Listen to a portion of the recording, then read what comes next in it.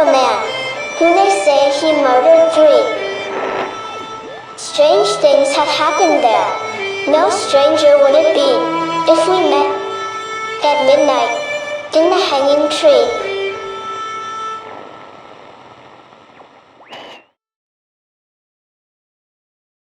Welcome to the show. I'm your host, Chris James. If you need to put a smile on your face, the quickest way is to swing by the Organic Man coffee trike, the best coffee in the universe. They also have other drinks for those of you that don't like yourself that much and you refuse to consume the roasted, ground, and heated fruit juice, better known as coffee. Julio roasts the coffee beans that aren't actually beans. They just look like them. Right next door in the back room that is actually to the left of the counter. Had Leonardo da Vinci been able to get his hands on coffee, all of those bizarre inventions of his would have worked out fine. As far as I'm concerned, every day is National Coffee Day. 4501 McPherson, the best coffee in the universe. Once again, I was strolling through that enormous list of bizarre subjects on Vic Hermanson's podcast, A Paranormal Rundown. Each week it grows longer, so there's no way that Vic, JJ, Father Mike, and Dave will ever get them all discussed. I have found many ideas I've already gone over on my podcast. I usually look at the list and it gets my gray matter working. I might just look at the list and an idea will pop into my head that isn't listed on the big list. I also might play solitaire on my computer and suddenly a subject will simply stroll unannounced into my head. That's weird how that works. I find myself duty bound to look into things. I did find the name Indrid Cold on Vic's list. I've heard others talking about this alien or demon or creature from this other dimension. On TV, on others' podcasts, on YouTube, places like that, and now I'm going to see what new and wild things I can pass on to y'all out there willing to listen for the next hour or so. A huge problem I find, and some of y'all will have experienced the same things, are those stories true or not? Just fiction put down by somebody wanting to be a writer, but with only a short story to tell? You have the folks that swear what they're saying is true, followed by people who claim every paranormal or otherworldly story is just made up. The information highway has a major traffic jam on it, and as time goes on, it's only getting worse. People add things all the time, yet nobody ever goes along and drags the garbage out of the way. I read one article that said Adolf Hitler was an extreme right wing fanatic. I guess that's why he was in the National Socialist Party. Freedom of speech has led to a lot of people deciding this also means freedom of telling tales. I don't have any answers on how to fix this problem. The only recourse is to keep an open mind and sort out the facts as best we can. Just because a story sounds too fantastic to be true doesn't mean it isn't. Also, just because the boys in the white lab coat say that it isn't true doesn't make it a work of fiction. Abraham Lincoln said, "If you see it on the internet, it must be true." The story of Indrid Cold started out in 1966. As far as I could find, this was the first time the name was mentioned. Cold was also called the Smiling Man. Woodrow Derenberger was a sewing machine salesman living in Mineral Wells, West Virginia. His job was driving about his assigned territory and offering sewing machines to various businesses that would hopefully order a few. Late on November night, Derenberger was returning home from Marietta, Ohio, heading back to his house when he heard a rattling sound coming from the back of his pickup. The sound must have been one of his sewing machines. He carried it around as a demonstration model so the store owners would know what his company had to offer. The sound was annoying and the machine might get scratched or damaged, so Derenberger pulled to the side of the road. He walked to the rear of his truck and he moved the machine away from the side of the pickup bed. Once he got back on the road, he noticed there were lights up ahead. Thinking the lights might be a police officer, he drove slowly forward until he was almost to the lights and then he stopped, only to discover these lights did not belong to any car, but what he described as being an aircraft that looked like a kerosene lamp chimney. For those of you growing up in the digital age, a kerosene lamp or a hurricane lamp, as we called them, had a glass base that was filled with oil. It was topped off by a glass top that was called a chimney. The lower part of the chimney was wide to keep the glass away from the fire. It magnified the light, making it a lot brighter than seemed possible. The top of the glass piece was narrower. This was where the smoke and the heat would escape through. I still have one under the sink in the kitchen. Derenberger watched this bizarre craft moving closer to his pickup. Then it landed along the side of the road. A man stepped out of the craft and approached his truck. Derenberger said he looked perfectly natural and normal as any human being. His face looked like he had a good tan, a good suntan. He was not too dark, but it was just like he had been out in the sun a lot and had a good tan. His hair was combed straight back, and it was as dark brown, and he seemed to have a good thick head of hair. His eyebrows, his face, his features were all very normal. I don't believe he looked any different from any man that you would meet on the street. Derenberger said he had a large grin on his face. He kept his arms folded with his hands under his armpits. Though he spoke to Derenberger, his smile never moved. Instead of words coming from his mouth, it was as if the smiling man was speaking telepathically. Derenberger could hear the words inside his head, but the smiling man's mouth never changed shape, only the huge smile. And Derenberger went on to say, he asked me to roll the window down on my right-hand side of the truck. And I done what he asked. Derenberger was from West Virginia, and they have a different way of speaking. If you watch Barnwood Builders, you would know this. Derenberger said, I done what he asked. And this man stood there, and he first asked me what I was called.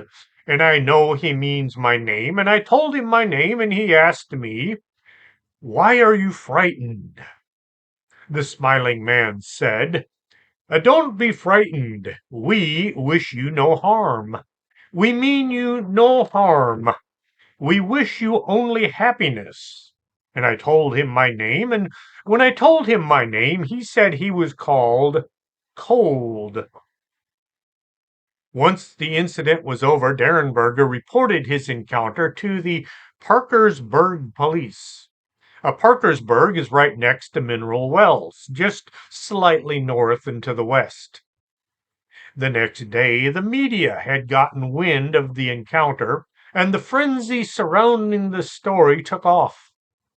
Derenberger agreed to be interviewed on live television at WTAP.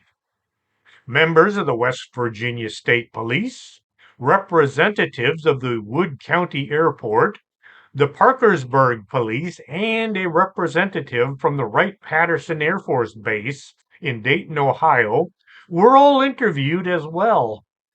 For 30 minutes, the men peppered Derenberger with questions about his strange encounter. After the interview was broadcast, other witnesses came forward with stories that also had seen a figure matching Derenberger's description of Indrid Cold. One man reported that a man matching Indrid Cold's description tried to flag him down, but he was too afraid to stop. Other people said they'd seen lights and fluttering vehicles on the road where Derenberger had run into and talked to Cold. Several witnesses reported they had seen Derenberger stop on the road talking to a man that they said looked just like the description he had given. For the next 3 weeks, newspapers in the area ran stories about Derenberger's encounter, along with accounts from other witnesses. This was the lead story in the area. If not for what came up in November of the same year, the smiling man's story might have continued to make the papers.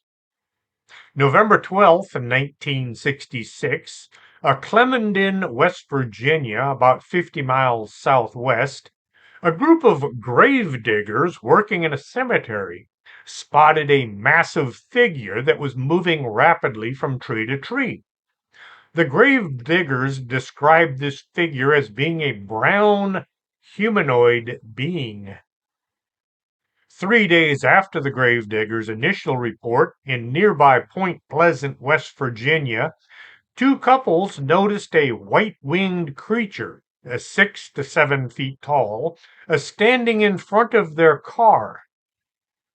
Roger Scarberry and Steve Mallett told the local newspapers, the Point Pleasant Register, the beast had bright red eyes. It was about 6 inches apart. It had a wingspan of about 10 feet.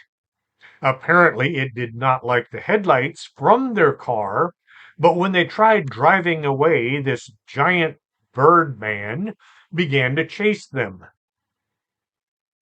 Having something new to cover, the news reports died down concerning the smiling man in favor of the Mothman.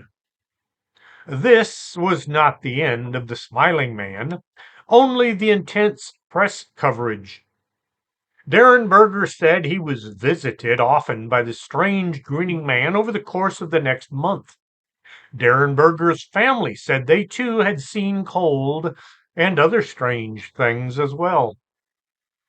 Even once the media attention was cooling down, others continued asking questions.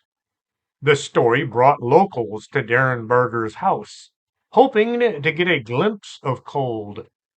This was back when TV wasn't the main focus of people's lives.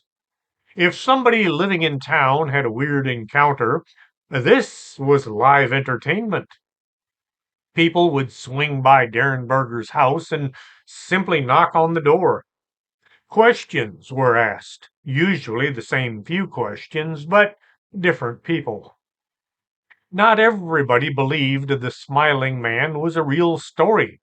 There were those who accused Derenberger of making the whole thing up. He just wanted the attention. He was lying to get more business for the sewing machine company. Maybe he was delusional. He was seeing things, or maybe he was drunk at the time. He should have his eyes, or maybe his mind, checked.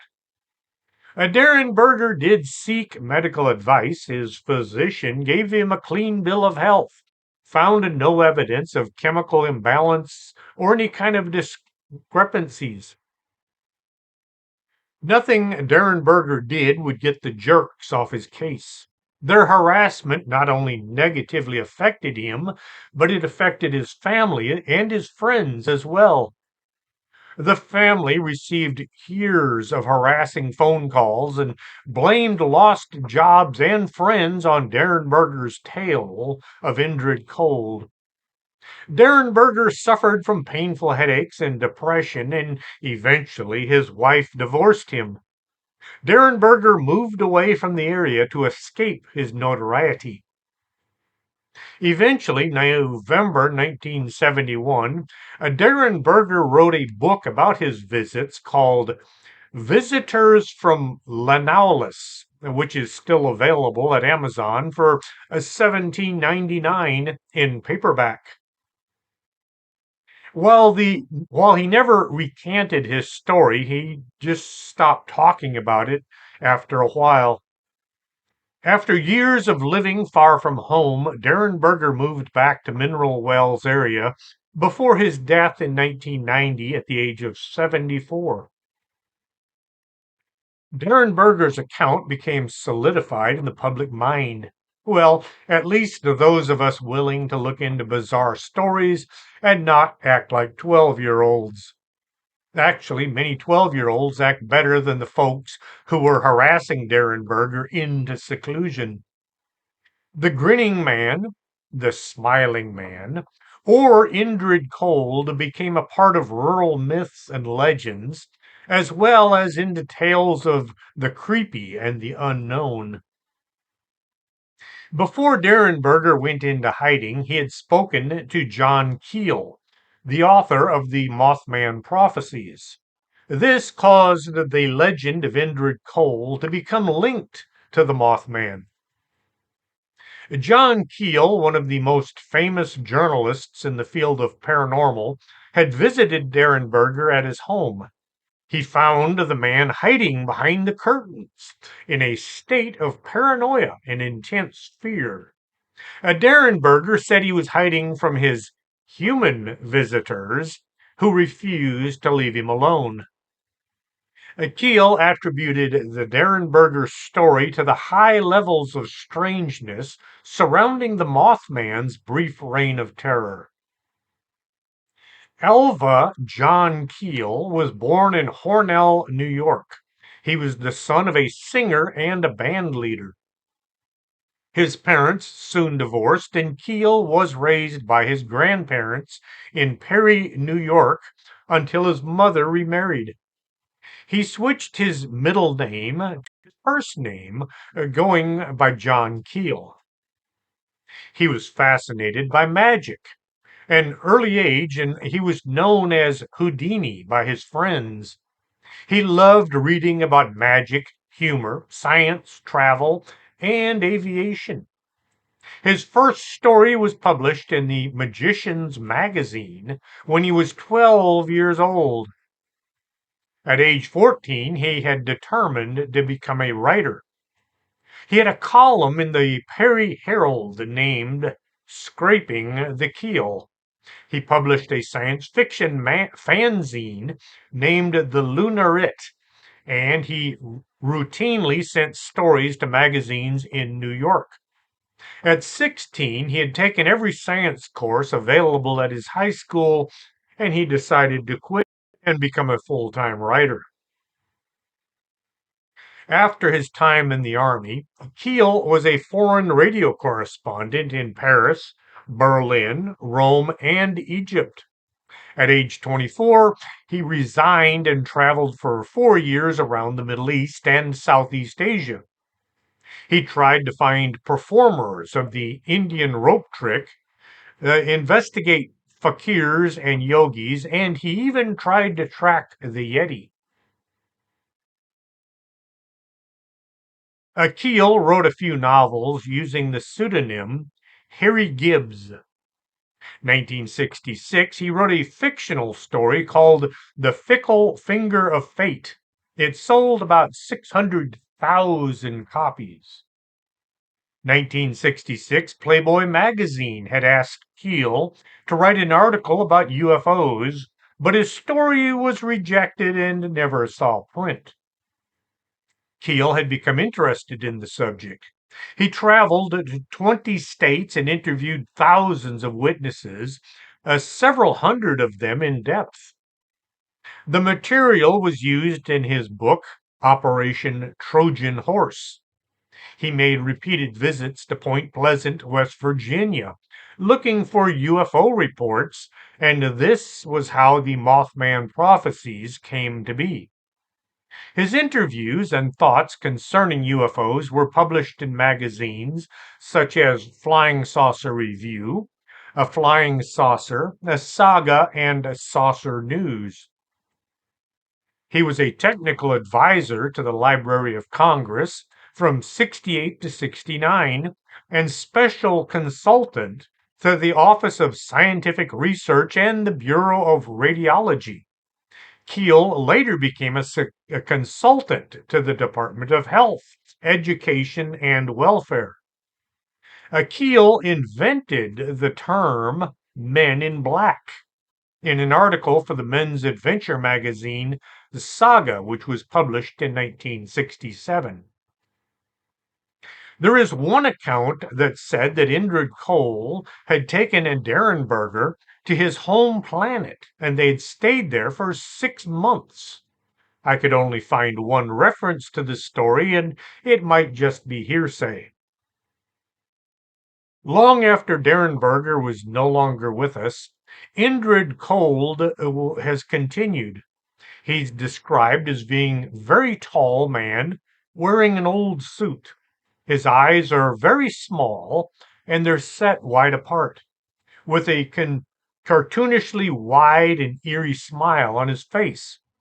Some suggest that the man is missing some of his facial pieces, such as ears or nose or maybe the eyebrows, while others have described him as almost looking completely normal physically, except for that huge smile. People have described his suit to be either blue or green. It's believed that Indrid Cold could be an alien or a ghost.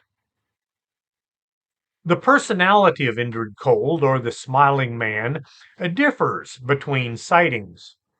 His experiences with Derenberger and John Keel paint him as a non-malevolent alien who means no harm to anyone and even presumably is here to help them stay safe by warning them of future disasters.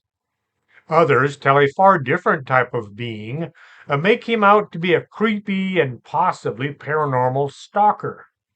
None of the reports ever mention any actual malevolent actions.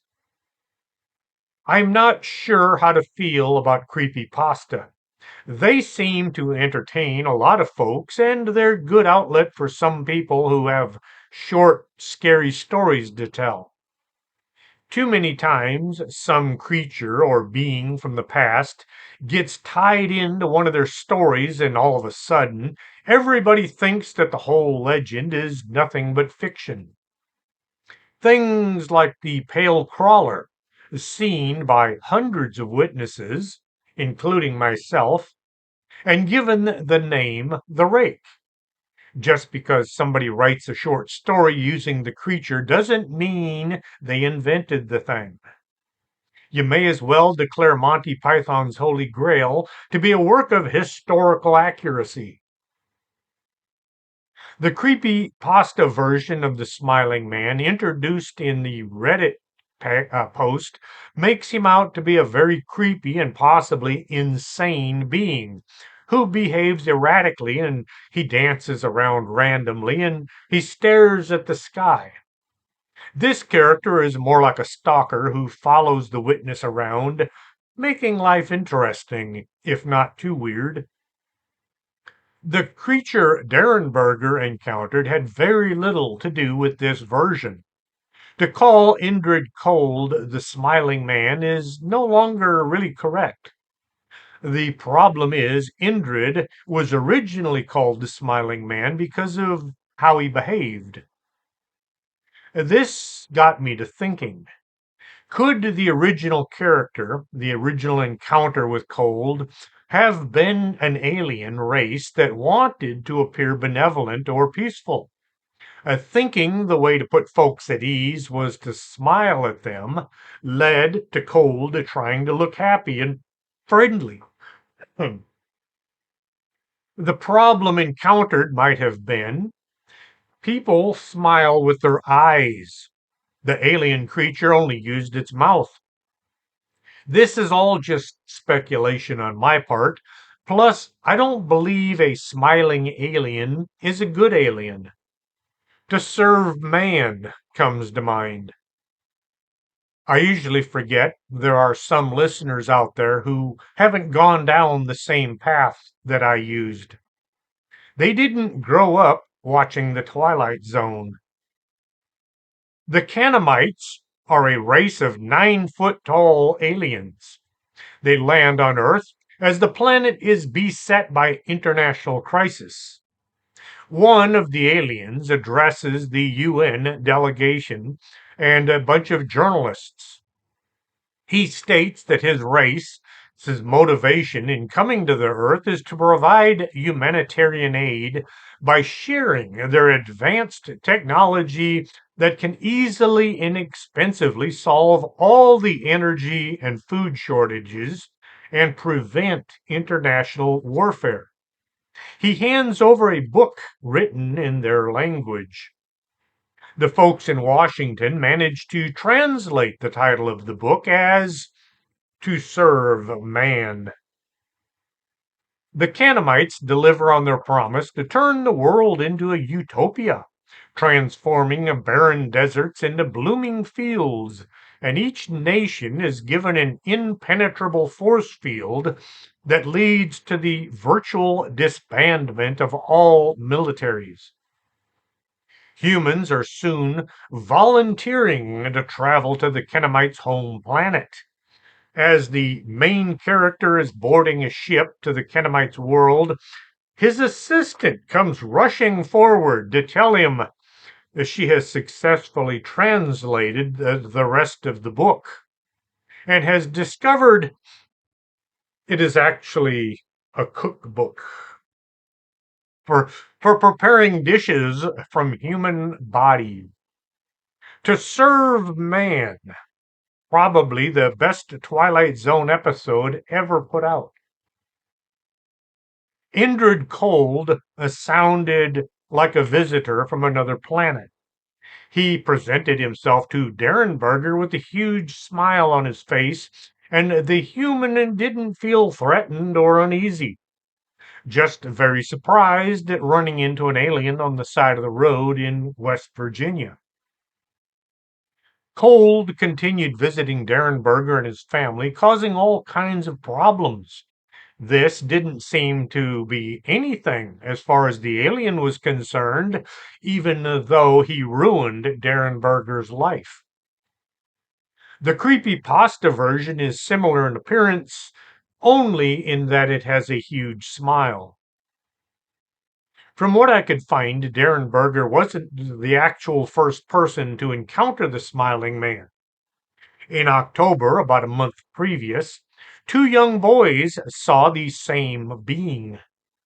Two young boys were in Elizabeth, New Jersey, being boys at the time, when they noticed a very tall, human like being standing behind a fence. Both the boys were more curious than careful, so they went to see who this was that had been looking at them. This was back when stranger danger wasn't a thing. Parents didn't tell their kids to watch out for bad people. We used to run around the neighborhood day and night, acting as if there were no monsters lurking in the shadows.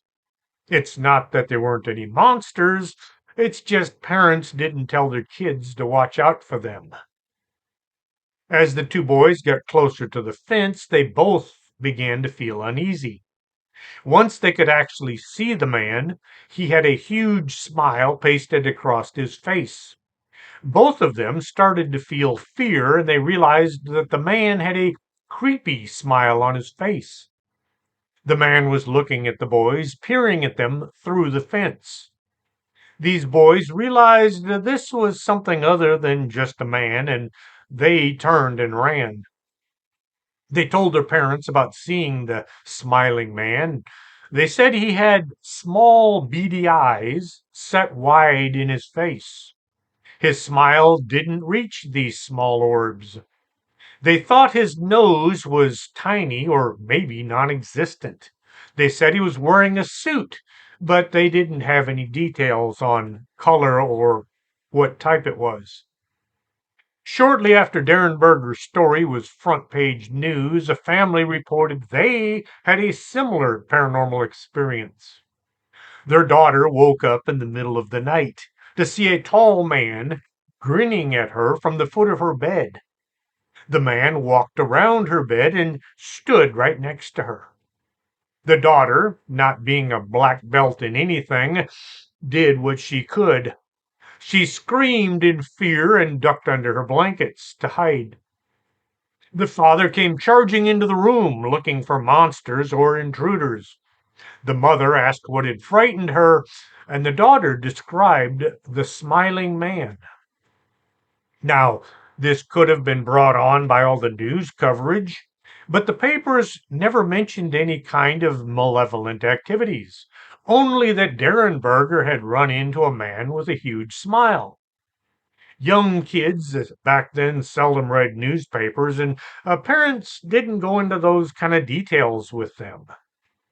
Could this be just a bad dream or something else? A Reddit story came out in 2012 on the smiling man. The naysayers all claimed this was the first report of the creature. Too many people believed them. The writer said that he lived somewhere in the US. He was in the habit of walking around late at night. This was his time to think. After years of these late night walks with zero problems, the writer had a bizarre encounter. Ahead of him on the sidewalk, he spotted a man who appeared to be dancing. A dancing monster has never been told about, so the writer just kept walking. More than likely, he was seeing some drunk dancing to music that only he could hear. As he got closer, he could see the dancing man's face. The man had a huge smile plastered over his face, but it didn't reach his eyes, which were cold, small, and set far apart. The smiling man kept moving to right in front of the writer's path. Feeling a whole lot uncomfortable, the writer wanted to turn and run. Instead, he moved to the far side of the street. The smiling man moved across the street as well, coming right in front of the man writing the story. The writer turned and started back the way he had come. After trying to not look back, curiosity got the better of him and he glanced over his shoulder. The smiling man was now following him. The writer was shocked to find this creature so close, and for unknown reasons, he stopped walking. The smiling man took a few more steps in his direction before turning and sauntering away. I usually like to have more than one reference to a story, but sometimes one is all I can find. Now you get to decide, is this just a story, or did the writer actually have some kind of a weird encounter? In another story, the subject said that they were 15 years old at the time. This kid and a friend had been smoking the devil's lettuce, marijuana, dope, if you like. A funny thing is, at the very beginning of Prohibition, marijuana was still legal to use, while a glass of beer could get you thrown in the hoosgow. The rich politicians that all voted for Prohibition had squirreled away huge catches of booze, knowing that the law would only be around for a short period of time. See, it wasn't illegal to own booze, only to make it, transport it, or sell it. Now back to the dope fiends. Sorry, the kids in the basement. Let's try this again. This 15-year-old kid had invited his friend over to enjoy a few joints. Do they still call them joints? I'm showing my age here. The young man's room was in the basement of the family's home. He could access a storage room through a small door, and this was where he did the deed. They sat next to an open window and imbibed in their chosen drug. A lot of people don't realize just how easy it is to smell marijuana smoke. It goes everywhere, and it sticks to your clothing like mad. They sat there smoking in the storage room, a place that others had come in days before, and they had done likewise. When you do things like this and bad things don't result, you tend to do more of these kind of things. Like drunk drivers. If somebody gets away with it, they will do it again and again until they get arrested or far worse. I can just imagine the haze of smoke in the air, and the lava lamps, and the black light posters. Nope, showing my age again. I was never a dope smoker. My drug of choice was beer, which I drank way too much of. Until finally one day I'd had all the fun I could possibly stand and I quit. I did hang out with a lot of dopers since they were the same kind of weird that I was back in those days. The head shop had all the cool comics, and I would go there and collect quite a pile. The dope did what it does, and soon the two were sleeping soundly on the couch. In the dark, suddenly there came a tapping, as of someone gently rapping at my chamber door. Sorry, wrong story. Somebody was tapping at the window. Both kids awoke at the same time, wondering who was disturbing their sleep.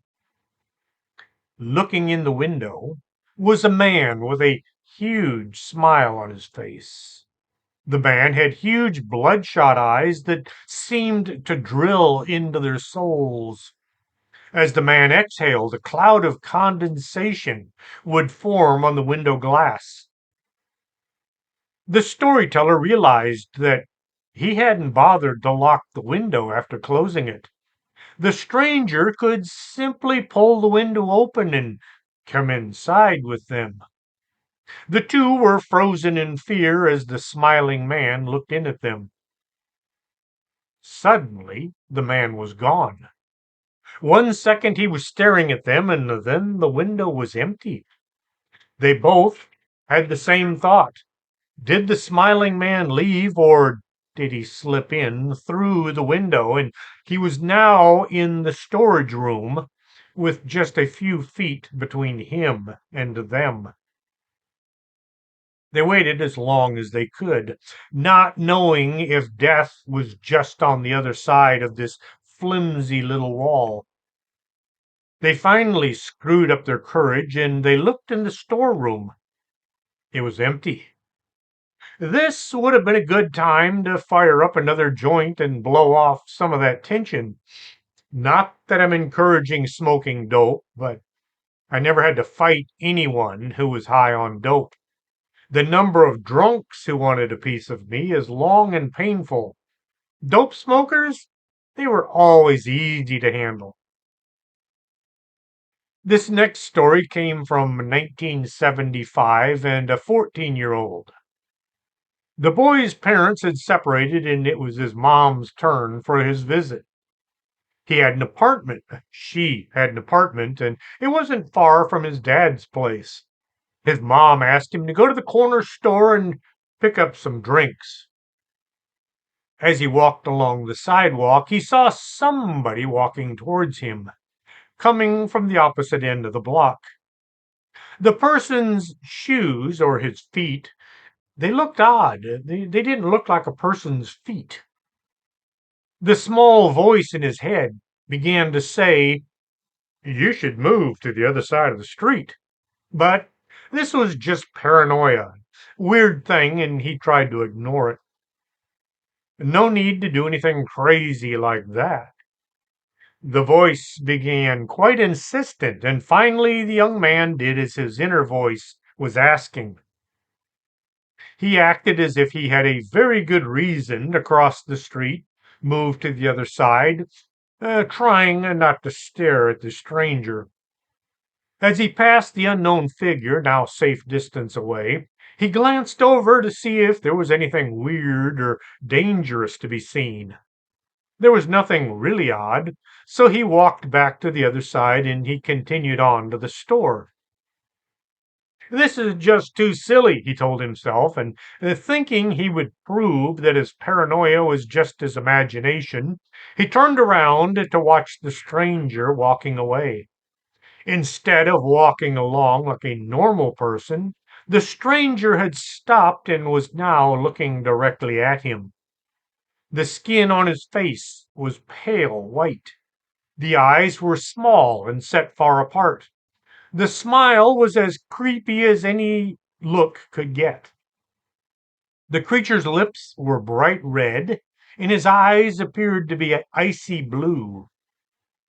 There was red, wiry hair sticking out in all directions.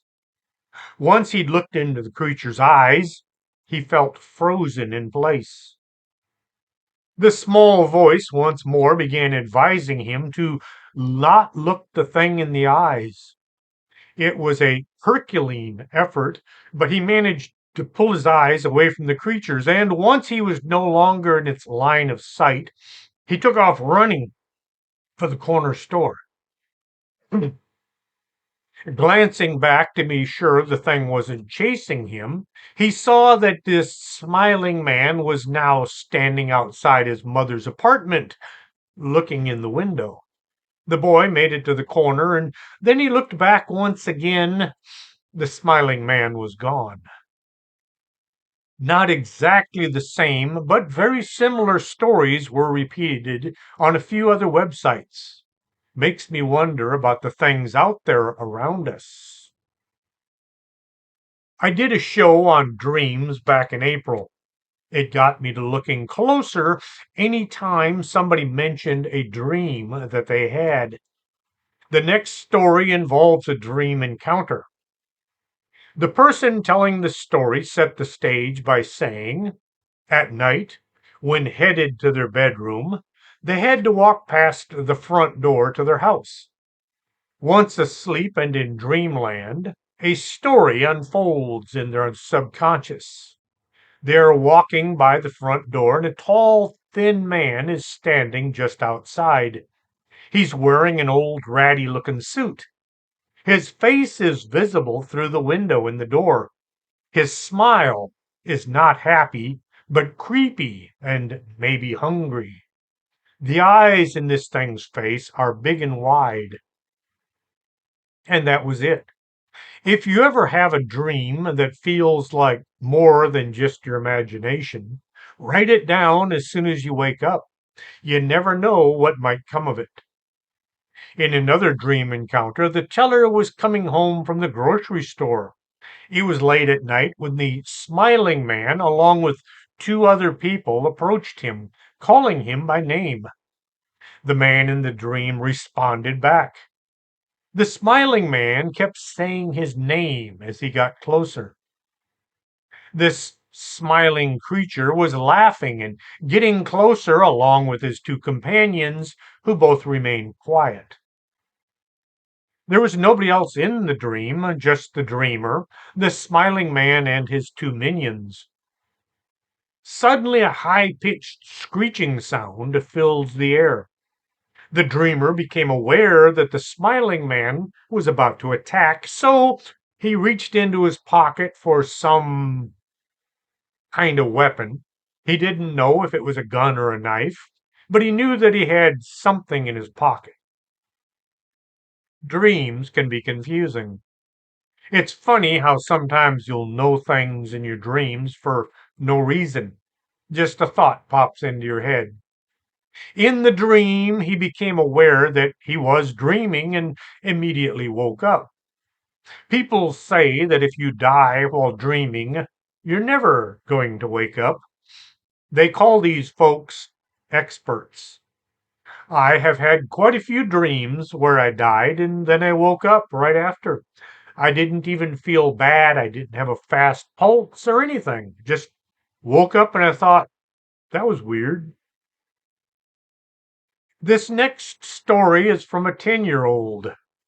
No, the teller said she was 10 years old at the time that it happened. Her folks had also split up, and she and her brother would move from one place to the other, determined by their folks. One night, while staying in her dad's bus, that was converted into a camper, sort of. This was the home while in his care. Care also sounds like the wrong word because the teller said she didn't feel safe while in the bus, and she always slept with a knife under her pillow. There was a kitchen in the middle of the bus with a two-decker bunk bed right on the opposite wall. Her father had a bed at the far end by the emergency exit. For privacy, there was a blanket hung from the frame of the upper bunk. It was enough to keep eyes off of her while she slept. One night, a sound had awoken her, and the storyteller glanced from behind the blanket curtain. At the front of the bus, by the main door, a man was standing, but it was not her dad. He was looking around as if searching for something or someone. Not knowing if this was trouble or her imagination, she grabbed the knife. The man she had seen looked to be covered in dirty rags that covered every part of his body except his hands, his eyes, and his mouth. His mouth was in a crooked grin, bigger than she thought was possible, but he didn't seem to know that she was looking at him. Instead, he was looking straight down the bus towards her dad where he was asleep. Suddenly, the man turned and he looked right at her. He was too close, so she jumped from her bunk and moved back towards her father. But as she moved, the smiling man vanished. It took a few minutes and a lot of convincing for her to move forward to check that he wasn't crouched down by the front door or maybe sitting in the driver's seat. She tried to tell herself it had just been a bad dream, but it wasn't. It was all too real, and she could feel the knife in her hand as she grabbed it. The next story is also from a 14-year-old. His uncle had been an avid runner, and he had been in excellent shape. He came home one day after a run and sat down on the couch and died. His wife thought that he had simply fallen asleep, and she told him that he should head to bed. When she realized he wasn't breathing, she called for an ambulance. And the paramedics did do CPR on him and rushed him to the emergency room. The whole family drove to the hospital, everybody crying and waiting on official word. I hate that. Why sit in a waiting room where it's public, it's uncomfortable, and there is nothing you can do there that you can't be doing back home? That's what telephones are for. I've seen extended families and a few neighbors show up and ask questions of the staff that should be trying to fix the patient and not answering questions. At around midnight, the doctor came out and said he was sorry. They tried, but it was just too late. The storyteller was standing in the middle of the hallway looking towards the door where the uncle had just passed away. He said it was about 20 feet away. A man who looked to be about 6'6" tall, dressed all in black clothing, was looking up the hallway, pointed away from him. This person in black turned and looked over one shoulder right at the person telling. The tall man had a huge smile on his face, way too big to be real. This was the last thing you'd expect to see anywhere, let alone in a hospital. The smiling man did something even more bizarre. He sat down in a wheelchair, and a nurse wheeled him away. As he was vanishing down the hallway, he kept smiling back at the person telling this story. I've seen some crazy things in hospitals. I'll bet Vic has seen even more crazy things than me. I have to ask, did you see anything really crazy working at the hospital? He'll send me a text as soon as he hears this. Or maybe Annabelle Lee will send me a text. The next report came from a woman living in Maine in an old house. Old as in built in 1840s. At one time, the building had been the local hospital. Small town USA, as it were. As the sun was going down, she opened the front door so that her cats could come inside. As she stood there waiting, well, cat people will understand that, she saw somebody was looking in at her through the crack between the door and the frame. The person with the face must have been about 6.5 feet tall because the face was so high up along the door. This face was very white, and it had a grin that split the face in half.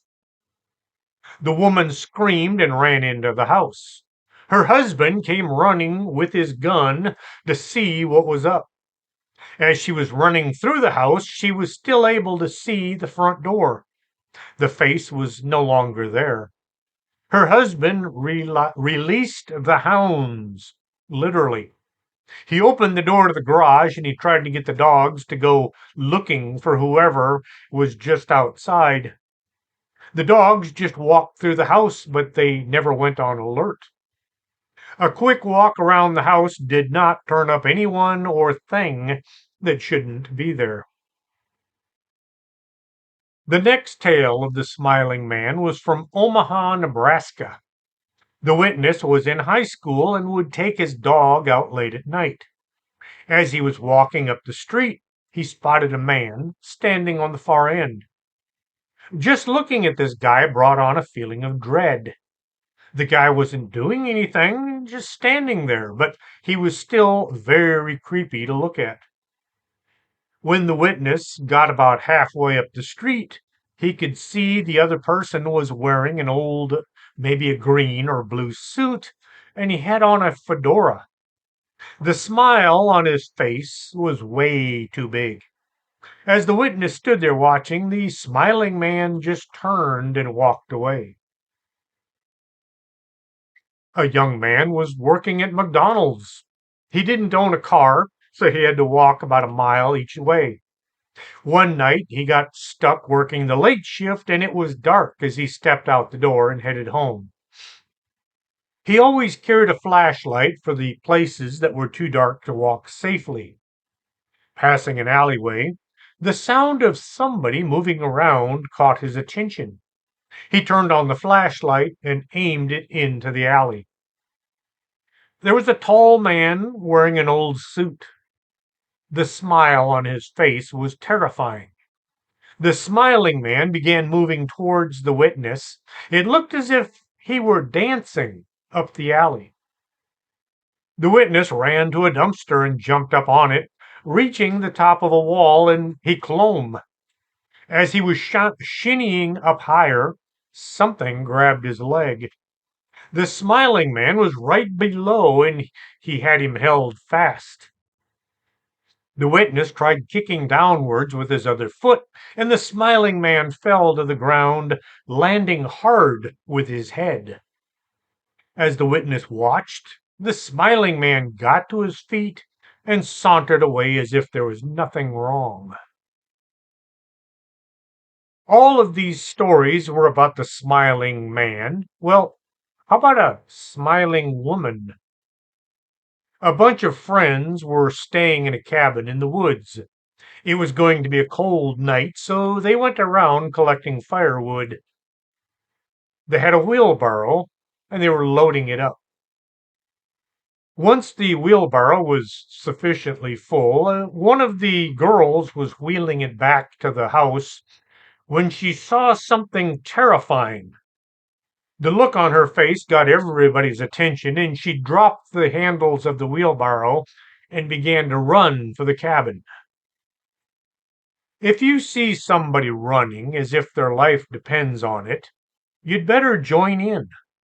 Don't waste your breath asking questions. You can do that later.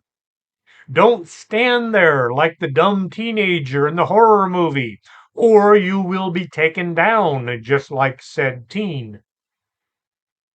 Everybody ran for the door to the cabin and inside. As the door was being swung shut, a body slammed into it, and the door was forced open. The person coming in stood nearly 7 feet tall. It was a female with a huge, wicked smile on her face. The witness telling the story yelled, "You're not allowed to be here." And then he woke up. He thought, thank God it was just a dream, and after thinking about it for just a bit, he drifted off once more, only to wind up in another dream, this time with a 7 foot tall man. The man's skin was white, he had a black slicked back hair, had a very narrow face, and an intense, creepy looking smile stretched across his face. He was dressed in old fashioned type suit and necktie. The witness didn't realize that this was another dream, but he was mad at being terrorized by these two weird beings. He yelled once more, and once again he woke up in bed. Your mission, should you choose to accept it, some of y'all will recognize that. Your mission is to sit down and think about what you've just heard. Can any of this be true? Do you think all these people are crazy or they're just making things up? Do you think when they say this actually happened, they're simply lying? Do you think it's all just some creepy pasta storytelling thing? The naysayers all tell us there's nothing out there that can't be explained away by science. They can't explain gravity, but that's just something for somebody else to explain. As for creepypasta, I think these things are out there hidden from us, only being seen by a few unfortunate people. Somebody hears of the sighting and they morph it into a creepy story to scare folks with. Suddenly, the unknown creature has a name and everybody is seeing it everywhere. Is it a real creature? Or is it some unknown being that knows that people are afraid of the smiling man, and so they're using it to their own benefit? They run around the countryside scaring people and then feeding on that enormous amount of energy. Or could this be some other kind of a creature, some kind of a cryptid that looks like a smiling man or woman? Don't have any answers for you. All I can say at this time is, I don't know. And if you were smart, you'd probably say the same thing. Think it over. Come up with your own answers. You should always keep an open mind, but not so open that your brains fall out through the opening.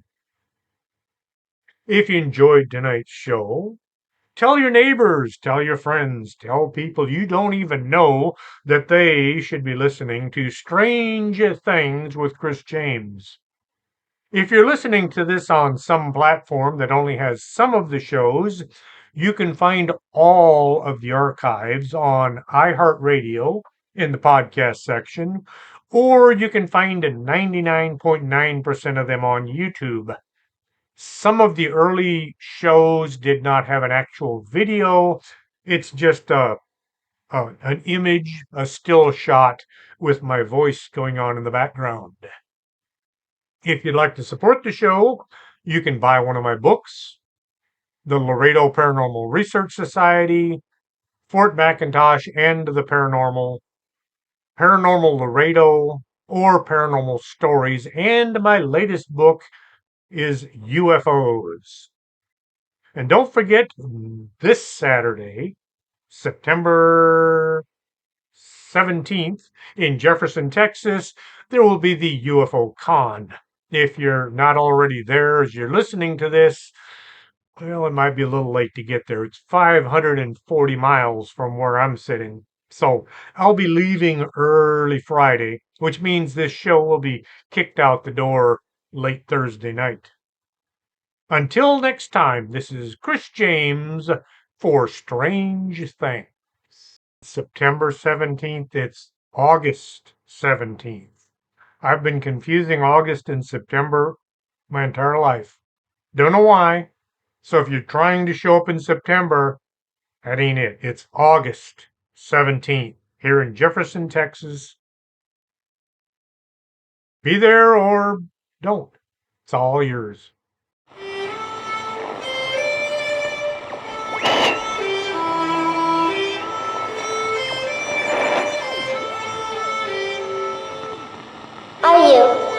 Are you coming to the tree where there's strung up a man who they say he murdered 3? Strange things have happened there. No stranger would it be if we met at midnight in the hanging tree.